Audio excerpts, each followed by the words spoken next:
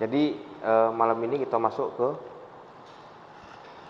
manajemen kinerja, personal kontrak, sama kontrak sosial. Jadi personal kontrak dan kontrak sosial itu kurang lebih poinnya sama. Tapi yang membedakannya karena kita di manajemen kinerja. Jadi personal kontrak ini kalau di manajemen kinerja disebut dengan kontrak kerja. Kontrak kerja sifatnya dia personal. Kalau personal dia individu.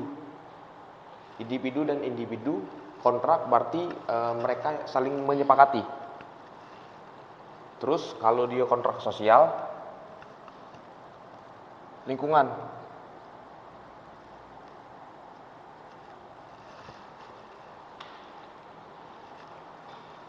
Perbedaan dari personal kontrak dan kontrak sosial kurang lebih dia sama-sama individu. Cuman yang membedakan kalau dia di personal kontrak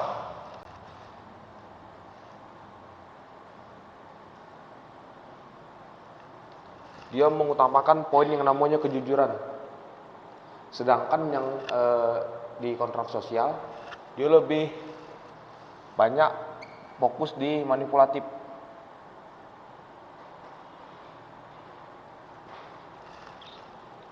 Nah, secara sederhananya ngapa personal kontrak itu kontrak kerja lebih dominan ke kejujuran?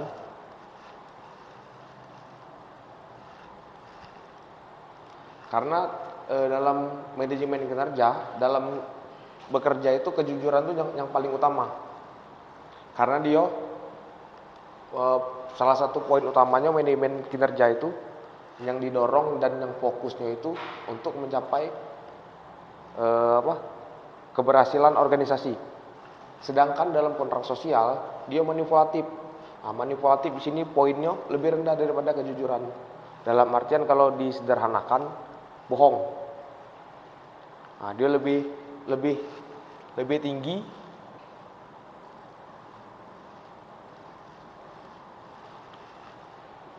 bohongnya. Ada yang paham secara langsung dengan kontrak sosial?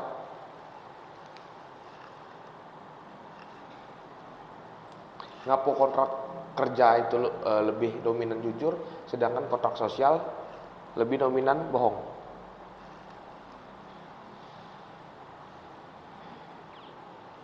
Nyambung enggak? Kalau nyambung bisa dijelaskan singkat.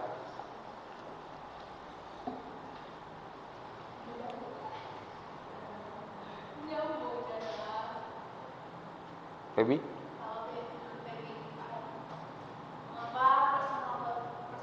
Kontrak kerja itu dia lebih jujur karena dia sifatnya kan kaku, teratur, abstrak gitu. Nah, karena dia tuh kaitannya kan dengan sebuah peraturan yang tetap, ada undang-undangnya.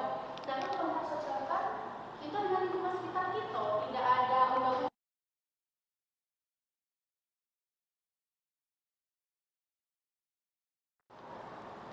Kaku ya? Kaku tadi. Kaku dan kalau teratur benar. Teratur dan standar. Nah, memiliki standar khusus.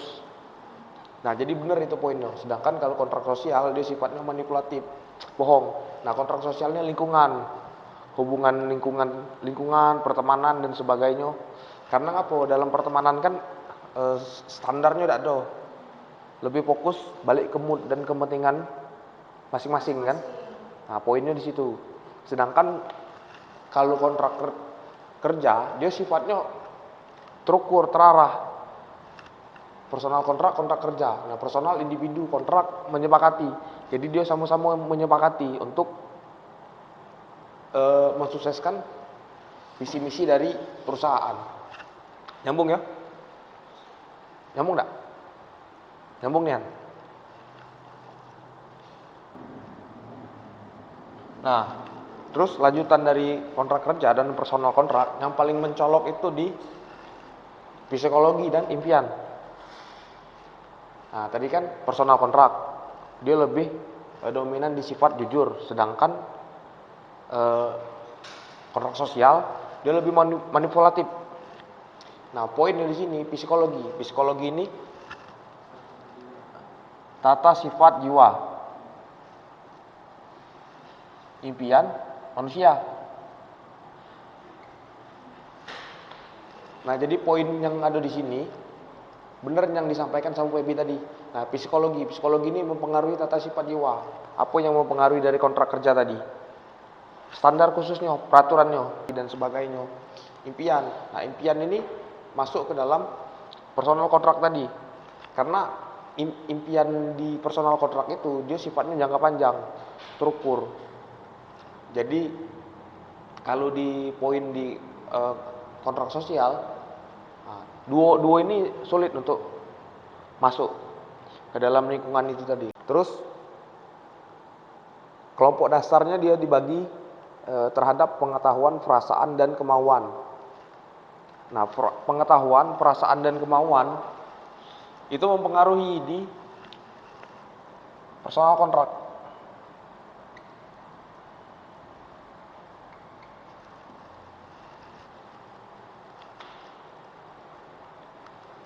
Pengetahuan, perasaan, dan kemauan. Nah, itu sangat mempengaruhi di personal kontrak.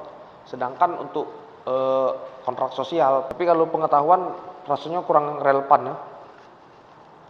Terus yang kedua,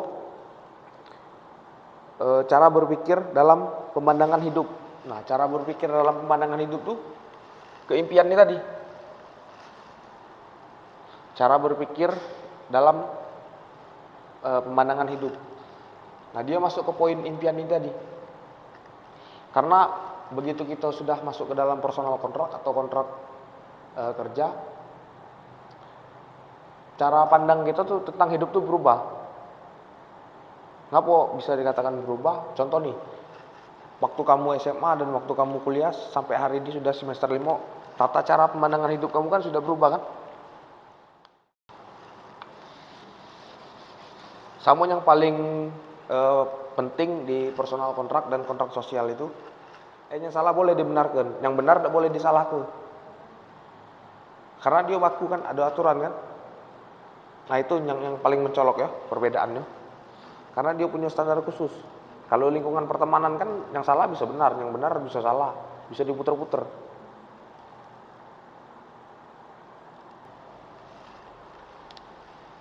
Nah, kita analogi ya. Kalau bisa komentar ya. Ada kalimat dalam dunia moral hidup untuk mati. Nyambung? Terus hidup di level lebih dalam seperti mata rantai kehidupan dalam dunia kerja. Personal kontrak kerja.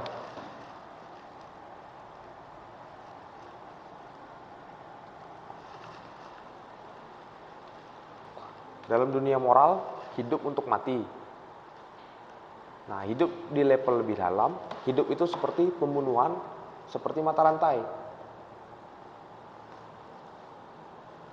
Nah, mitos mata rantai itu bisa disinkronkan dan masih relevan dalam dunia kerja. Tahu mata rantai kan? Tidak tahu mata rantai?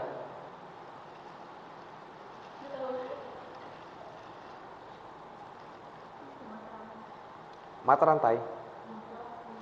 Mata rantai hewan. Makan Ya. Tahu kan? Tahu ya?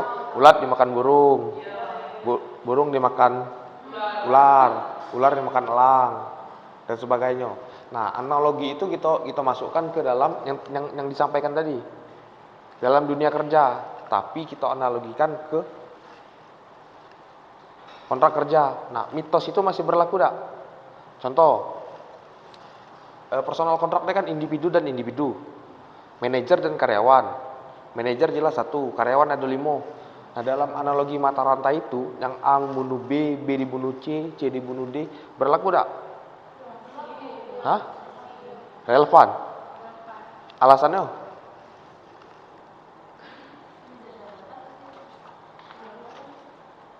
Menteri jabatan, benar. Yang lain?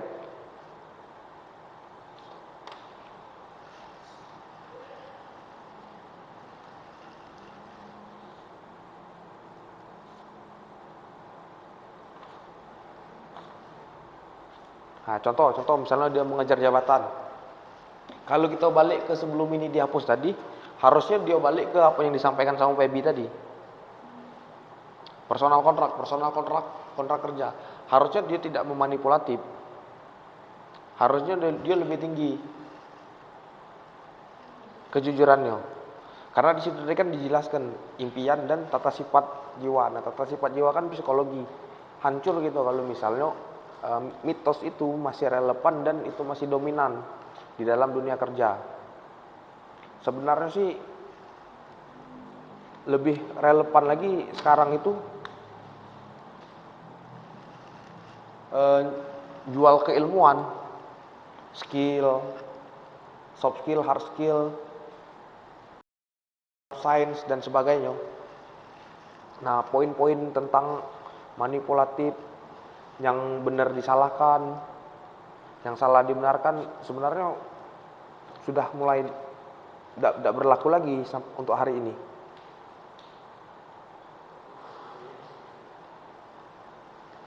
Nah, ada istilah dari yang disampaikan tadi. Kalau dialih bahasa secara sederhana, kemampuan komunikasi untuk meyakinkan semua orang percaya dengan kita. Nah, ini masih dipakai ini.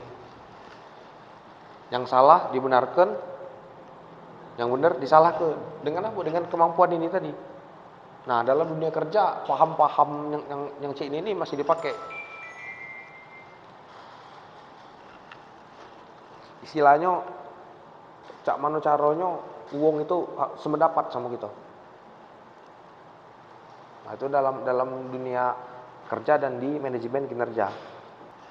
Nah, harusnya ini jadi bahan refleksi.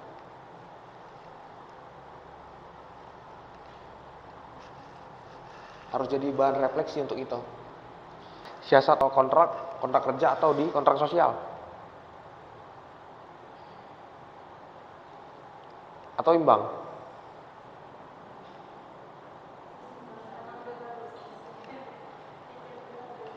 Harusnya presentasenya ada yang lebih tinggi. Tidak boleh dia imbang. Sosial.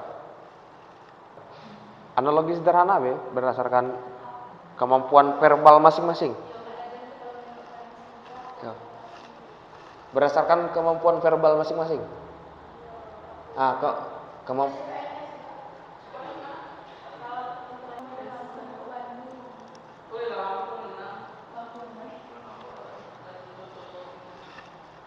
tujuan kesepakatan kinerja.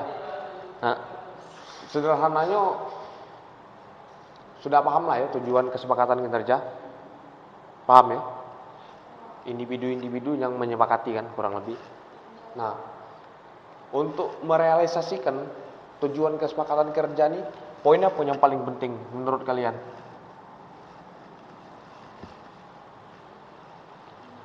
Antara individu dan individu.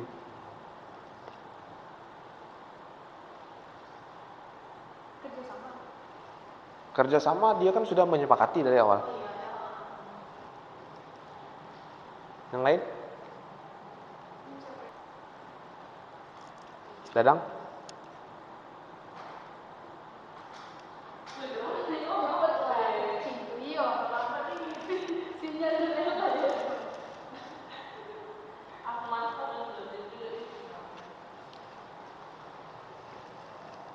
Komitmen.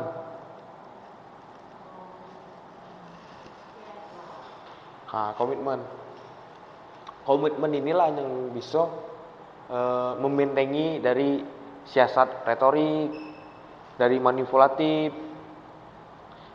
dan komitmen ini juga yang jadi benteng refleksi, baik menurut pengalaman verbal atau pengalaman empiris dan sebagainya. Terus tujuan kesepakatan kinerja ini Dia lebih fokus di membuka fakta baru.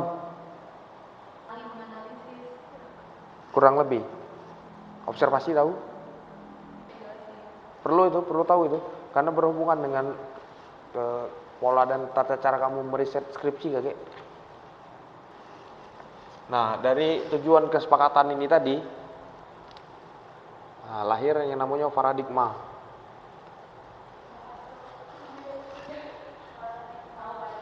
Paradigma, tahu? Benar. Pandangan hidup, kepercayaan yang diakui secara keilmiahan.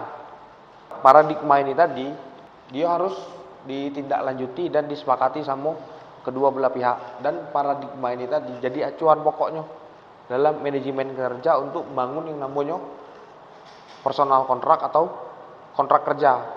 Nah, percuma kalau komitmen tadi itu tidak masuk ke dalam kesepakatan kerja yang berhubungan ke paradigma ini tadi. Kacau jadinya. Nah, terus poin-poin selanjutnya dia harus relevan dan manajemen kerja ya. Sedangkan teori yang berhubungan ke manajemen kinerja berevolusi tak?